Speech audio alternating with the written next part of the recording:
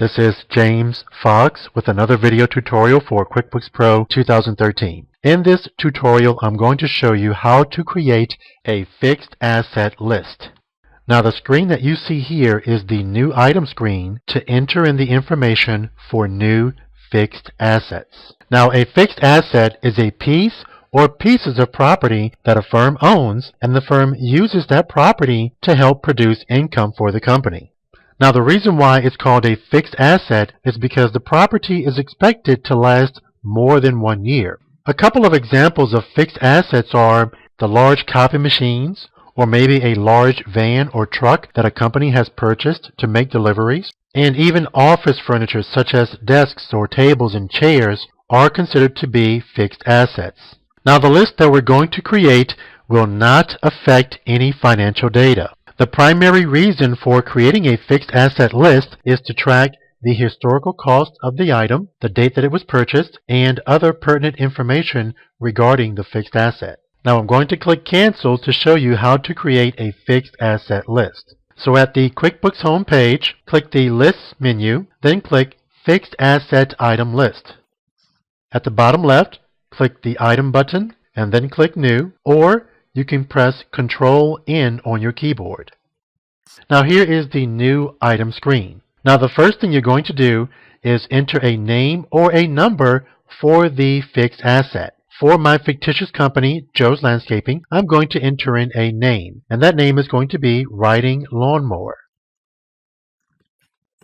Choose the asset account that you are going to use for this particular fixed asset. Now I have already created an asset account called Landscaping Equipment, and that is the account I'm going to select. There is a default asset account called Furniture and Equipment. You can select that if you choose, or you can create a new asset account and name it as you please. So I'm going to select Landscaping Equipment.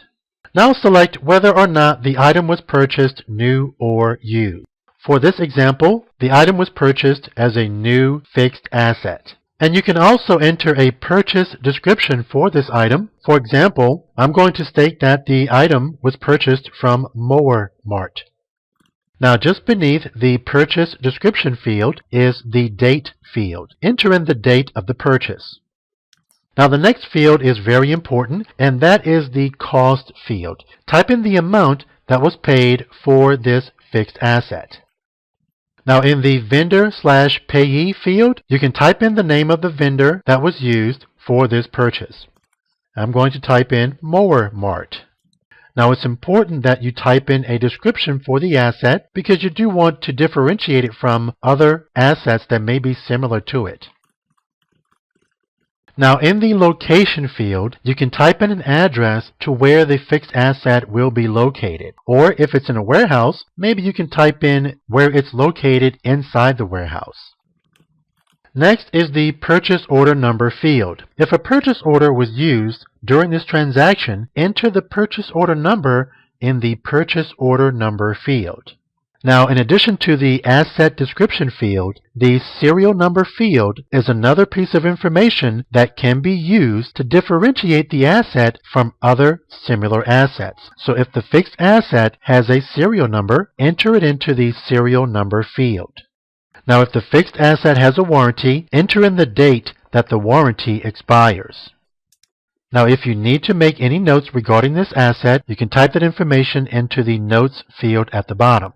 Now I did not review the sales information fields here. That is because these fields are used if you sell the fixed asset a few years down the line. Once you have entered in all of the pertinent information regarding the fixed asset, click OK and you're done.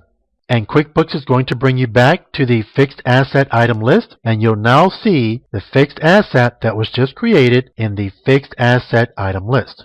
If you have more fixed assets to enter, repeat the same steps until you're done. And that is how you create a fixed asset item list. If you have any questions, please send me an email. Once again, this is James Fox, and I'll see you next time.